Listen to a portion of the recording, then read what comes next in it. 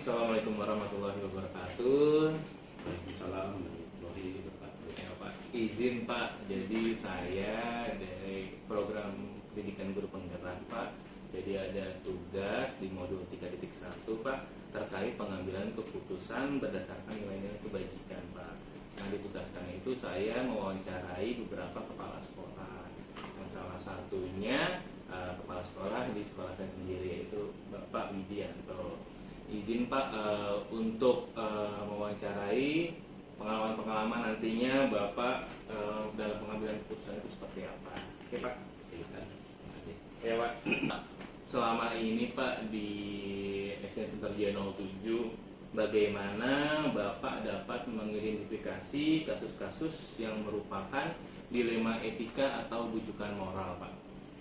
Untuk mengidentifikasi dilema etika, kita lihat permasalahan ini memang agak sulit ya, karena menentukan antara hal-hal yang sama-sama benar, tapi itu ada dua yang kita pilih satu, mana yang paling bermanfaat lebih besar ke depannya. Maka itu kita benar-benar harus kita pahami, kita cermati, jangan sampai kita salah dalam menentukan keputusan. Setelah itu seperti itu Pak.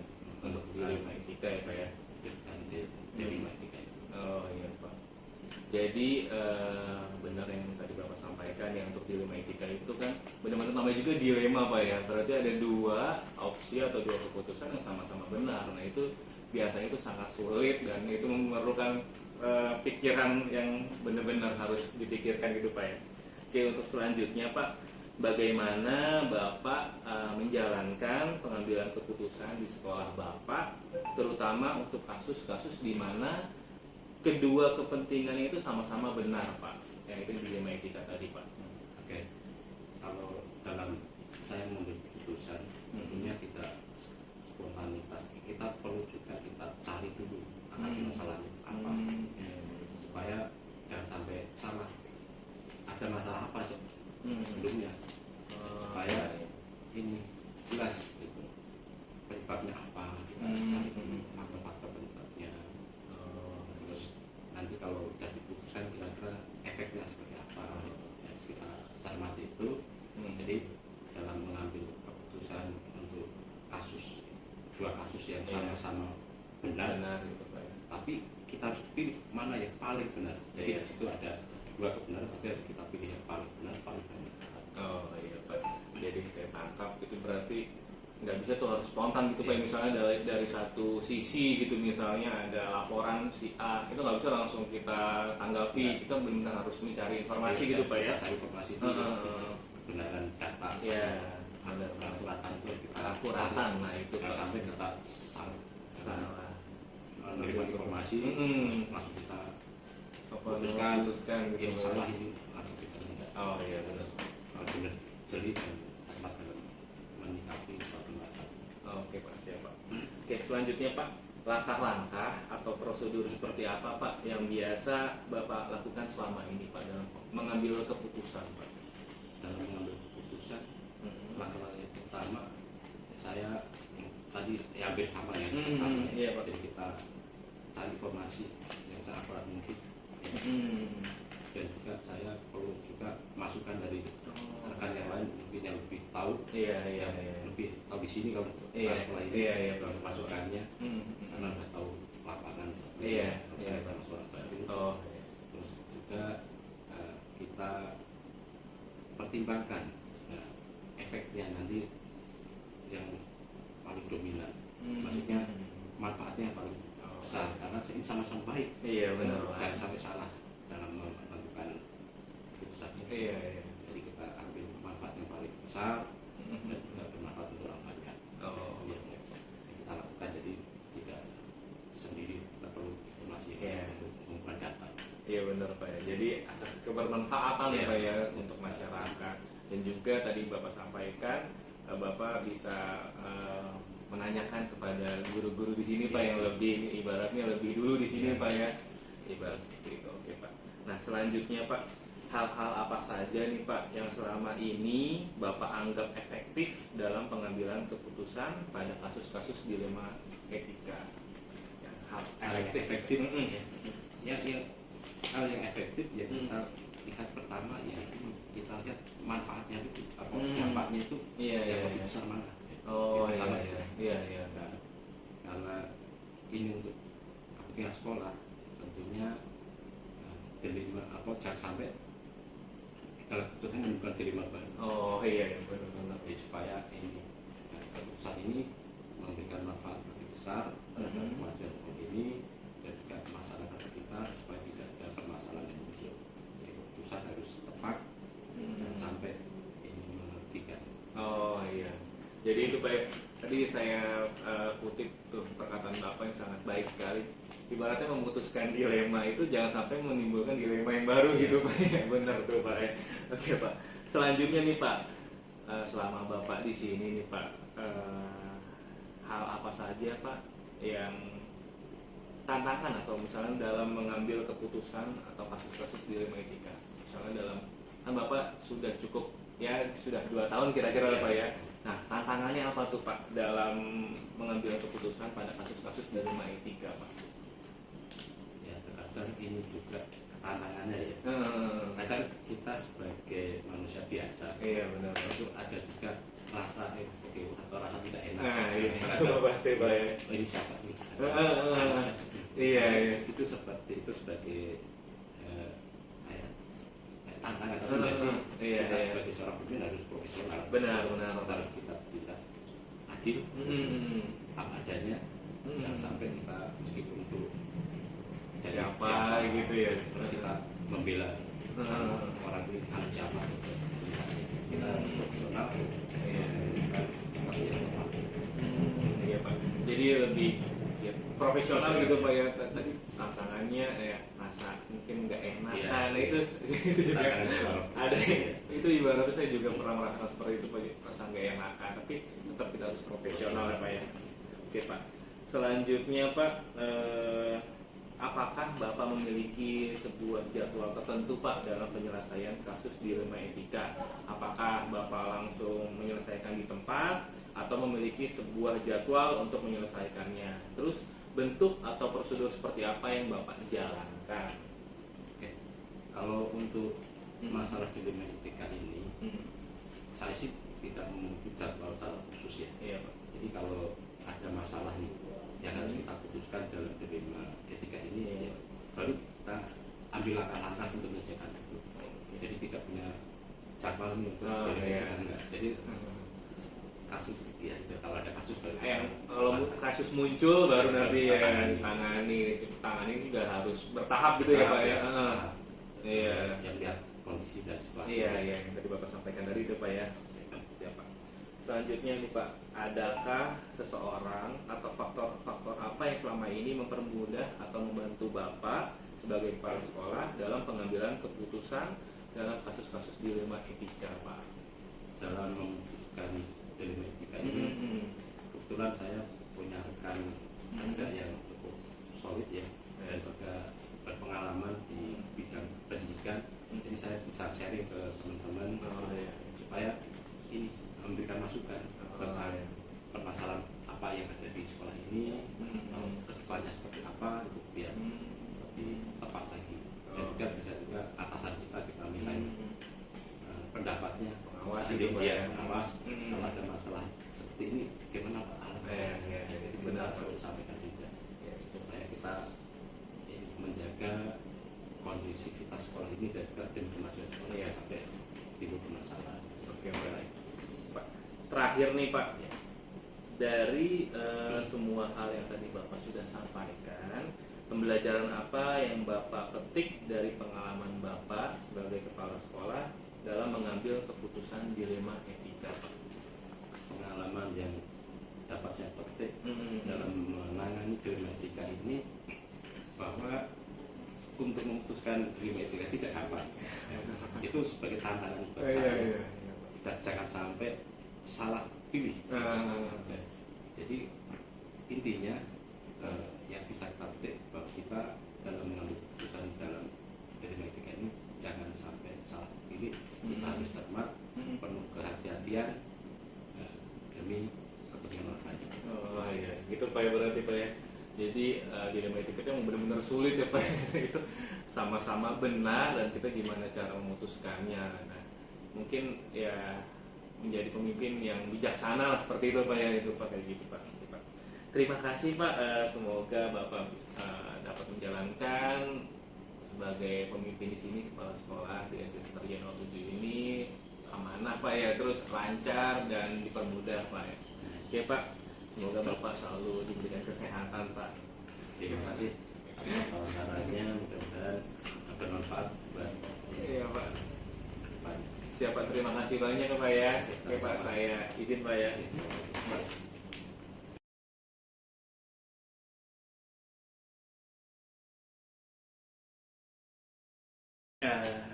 Bismillahirrahmanirrahim. Assalamualaikum warahmatullahi wabarakatuh.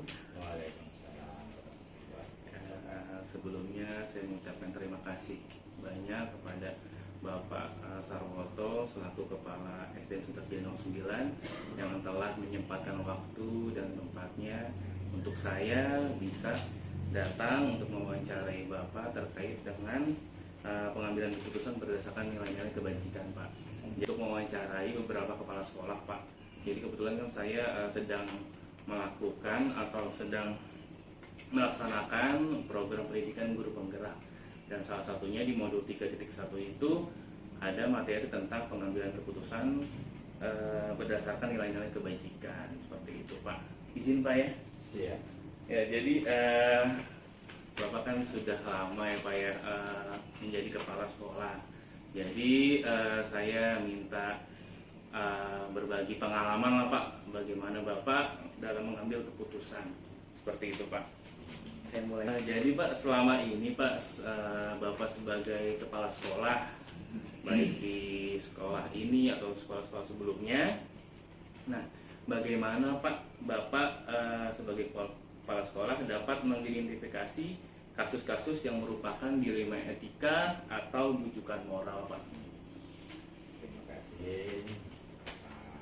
Ya siapa? Bahwa selama ini memang banyak Iya, Pak. dari kasus-kasus yang bertentangan baik secara aturan maupun secara kemanusiaan. Itu tadi. Tapi di sini kita berpijaknya adalah kepada moral yang kita utamakan, terutama yang mendukung di masa depan. Contoh kasus kita pernah alami, jadi pada saat itu ada satu sekolah, kebetulan saya yang menjadi kepala sekolahnya. Anak itu adalah kelas 5, dia terlibat tawuran dan ditemukan sebuah bukti yaitu celurit. Akhirnya ditangkaplah. Nah, untuk menghadapi hal-hal seperti ini, secara kedinasan, secara aturan, anak ini harus keluar. Iya. Tapi di sisi lain, kita juga harus memikirkan bahwa masa depan anak ini masih panjang. Terus yang kedua, anak ini berbuat mungkin karena masanya masa anak-anak dan nakalnya bukan nakal yang alami, Iya, tapi ini iya. adalah nakal karena pengaruh lingkungan. Sementara itu bahwa pendidikan itu, karakter anak itu adalah tanggung jawab sekolah, masyarakat dan pemerintah. Nah, kenapa saya tidak keluarkan anak ini pada saat itu meskipun tuntutan dari banyak orang tua murid untuk mengeluarkan karena takut menumpati. Akhirnya kita adakan pendekatan-pendekatan dengan orang tua murid. Orang tua murid pun sadar bahwa anak itu berbuat bukan karena kemauan, tapi ada pengaruh-pengaruh lingkungan yang lain. Akhirnya kita bekerja sama dengan komite, kebetulan komite kita juga tahu di bidang hukum dan kebetulan juga pengacara juga. Akhirnya kita coba untuk bernegosiasi dengan pihak-pihak yang terkait. Dari tuntutan yang 1,5 tahun itu pun akhirnya jadi 1,5 bulan. Nah, begitu 1,5 bulan kita panggil orang tua, kita bertanya. Ternyata latar belakang itu adalah berangkat dari keluarganya. Di situ orang tuanya yang mohon maaf tidak mendukung anak untuk pendidikannya, orang tuanya juga kurang bersahabat dengan anak, kurang ada komunikasi, sehingga anak lebih banyak dipengaruhi oleh lingkungan sekitar. Setelah terjadi komunikasi, maka pada saat itu anak itu langsung dibawa ke balai penitipan anak yang ada di Kelapa II. Tapi kami dari pihak sekolah tidak serta-merta mengeluarkan anak ini, karena apa? Kita tahu bahwa anak ini adalah masa depannya masih panjang dan perbuatan itu bukan berangkat dari kemauannya sendiri. Nah, makanya untuk itu kami mendekati dengan orang tua murid, akhirnya orang tua murid itu mau menerima dengan kehadiran peserta didik yang bermasalah tadi untuk berbaur lagi dengan putra-putrinya yang ada di kelas 5 itu. Dan seiring jalannya waktu, 1,5 bulan sudah mereka anak ini menjalani masa karantina di balai penitipan anak itu ya. Anak itu akhirnya adalah shock terapi, dia berubah secara mental maupun secara kelakuannya. Nah, itu udah kita kembalikan lagi ke dalam kelas. Ya, alhamdulillah ada perubahan baik itu secara mental maupun ada perubahan secara perilaku. Anak itu berubah dari yang tadinya brutal, yang tadinya masa bodoh, akhirnya dia lebih care dengan guru, dia bisa menangis, dia menjalankan sholat. Akhirnya sampailah pada kelas 6 sampai dia lulus. Oh gitu Pak ya. Sangat menarik tuh Pak ya. Jadi Bapak sebagai pemimpin ya Pak ya, jadi tidak hanya langsung ibaratnya memberikan keputusan pada saat itu Pak ya, kita harus menimbang-nimbang ya Pak ya, secara bijak lah gitu Pak ya, karena ini kan terkait dengan masa depan anak juga Pak ya. Oke Pak, selanjutnya Pak, selama Bapak menjadi kepala sekolah, bagaimana Bapak menjalankan pengambilan keputusan di sekolah Bapak Pak, terutama untuk kasus-kasus di mana kedua kepentingan ini sama-sama benar Pak, itu yang biasanya sulit tuh Pak. Oke, kalau untuk pengambilan keputusan terus terang kami tidak sendiri. Oh iya. Kami punya partner yaitu teman-teman guru, ada teman-teman tenaga kependidikan. Itu saya kumpulkan semacam rapat. Tapi kita berikan dulu gambaran-gambaran. Ini loh pahitnya A, ini pahitnya B, ini pahitnya C. Mereka akan berpikir, akhirnya dari berbagai macam pendapat itu, meskipun kita bertentangan dengan aturan yang kita buat sendiri, tapi demi alasan kemanusiaan, akhirnya dalam forum itulah kita kuat untuk mengambil keputusan. Sehingga apa yang sudah kita musyawarahkan, tinggal kepala sekolah yang ambil keputusan. Gitu Pak ya, jadi tetap ada kolaborasi lah Pak ya, dari baik guru maupun tenaga pendidikan gitu Pak ya, termasuk juga orang tua. Orang tua ya Pak, itu Pak ya. Oh iya benar-benar. Jadi semua kita rangkul, kita ajak komunikasi sehingga kita bisa ambil keputusan dengan bijak. Nah selanjutnya Pak, langkah-langkah Pak atau prosedur seperti apa yang biasanya nih Bapak lakukan selama ini? Yang pernah selama ini kita lakukan, yang pertama ya kita itu tadi komunikasi.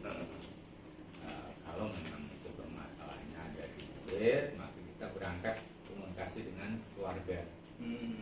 Setelah kita komunikasi dengan keluarga, tentunya di keluarga itu kita melebar ke lingkungannya. Di lingkungannya itu siapa yang bertanggung jawab dalam RT. RT pun kita libatkan untuk komunikasi itu barulah kita bawa ke sekolah, bahwa backgroundnya, latar belakangnya seperti ini kita sebutkan. Nah, disitulah kita bisa mengambil kebijakan atau keputusan. Iya. Ya berarti sama Pak ya, tadi Bapak sudah sampaikan ya Pak ya. Jadi tetap kita harus berkomunikasi gitu. Tetap komunikasi yang utama. Ya, komunikasi yang utama. Oke Pak, baik Pak. Nah selanjutnya Pak, hal-hal apa saja nih Pak selama ini yang Bapak anggap efektif dalam pengambilan keputusan pada kasus-kasus dilema etika Pak? Ya gini, selama ini sudah ada beberapa, salah satunya itu tadi. Iya. Kemudian yang kedua ada juga kita punya pengalaman bahwa ada satu peserta didik yang mutasi dari sekolah lain masuk ke sekolah komplek itu tidak ada yang menerima.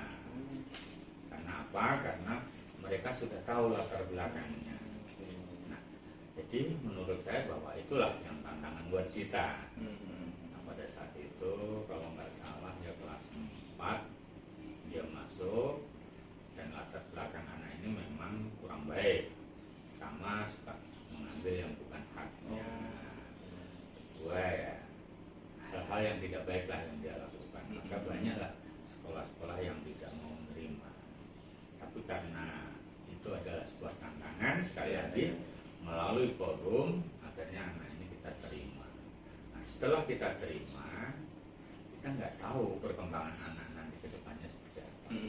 Ternyata begitu juga lulus, adalah setengah tahun kemudian dari kelulusan itu, anak ini datang ke sekolah.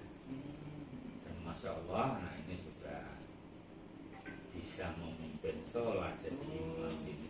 Ternyata begitu dia lulus, Allah memberikan hidayah, dia masuk pesantren.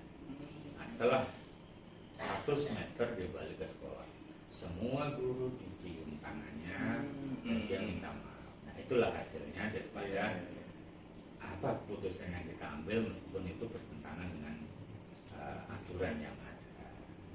Karena aturan itu kita juga yang membuat. Iya benar. Sebenarnya aturan itu kan hanya untuk membatasi benar. Tapi kalau sudah ada yang kelewat ya kita nggak serta-merta peraturan itu kita, tapi kita masih perlu pertimbangan yang lain. Ya, seperti Itu Pak, jadi tantangannya itu tadi Pak ya, itu cukup ya kalau menurut saya sih itu cukup berat Pak, karena biasanya kan stigma dari anak itu kan latar belakang sudah tidak baik gitu kan. Nah, tapi kan di satu sisi sekolah itu harus menerima apapun latar belakang anak tersebut, karena kan mungkin di sekolah ini ya pendidikan di sini gitu ya Pak ya, dan alhamdulillah tuh Pak yang berubah anak itu yang tadi Bapak sampaikan mendapatkan hidayah menjadi lebih baik gitu. Masuk pesantren bisa menjadi imam, sangat baik sekali Pak. Oke, selanjutnya Pak, apakah Bapak memiliki jadwal tertentu Pak dalam sebuah penyelesaian kasus dilema etika?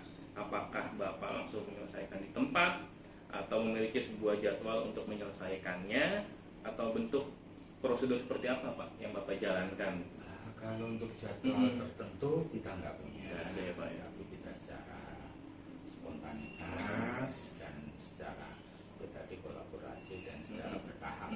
Karena apa? Kalau ada kasus yang kita jadwalkan malah kita nanti bukan berlarut-larut sehingga lupa kan kasus yang pertama, kasus kedua udah muncul kita malah lupa. Tapi spontanitas ya itu secara berurutan kita gali dari apa sih sumber masalahnya, kita selesaikan saat itu juga. Jadi kita nggak akan berlarut-larut. Oh gitu Jadi Pak. dan tidak terjadwal khusus. Misalnya harus menyelesaikan dalam waktu ini enggak. Ya. Jadi misalnya ada kasus nih Pak, kasus A, nah itu langsung ditangani lah Langsung ibaratnya dengan cara ya tetap bertahap, Tetap tidak bertahap. langsung cepat gitu Pak, tapi harus Ya. bertahap, berkolaborasi yang Bapak Ya. sudah sampaikan. Oke Pak.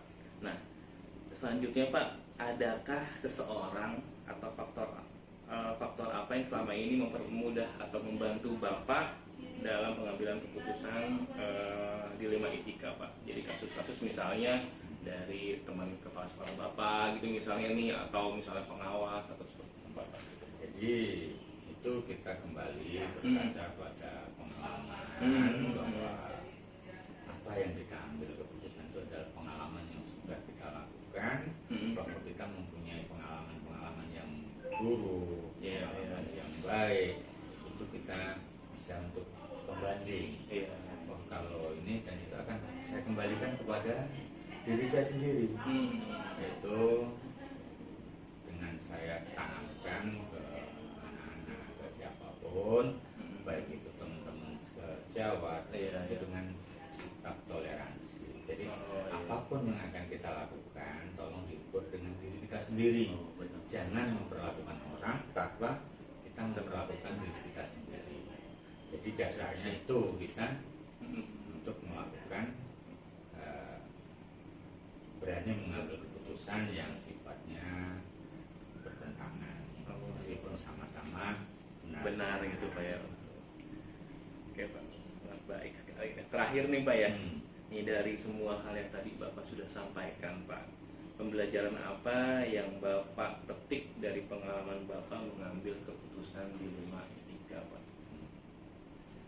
Cuma satu yang saya ambil dari dilema itu tadi, bahwa kita tidak bisa menentukan nasib seseorang, bahwa kita tidak bisa menentukan masa depan seseorang, tapi yang jelas kita petik dari ini adalah berbuat baik untuk siapa saja, dan prinsipnya jadilah manusia yang berguna untuk orang lain.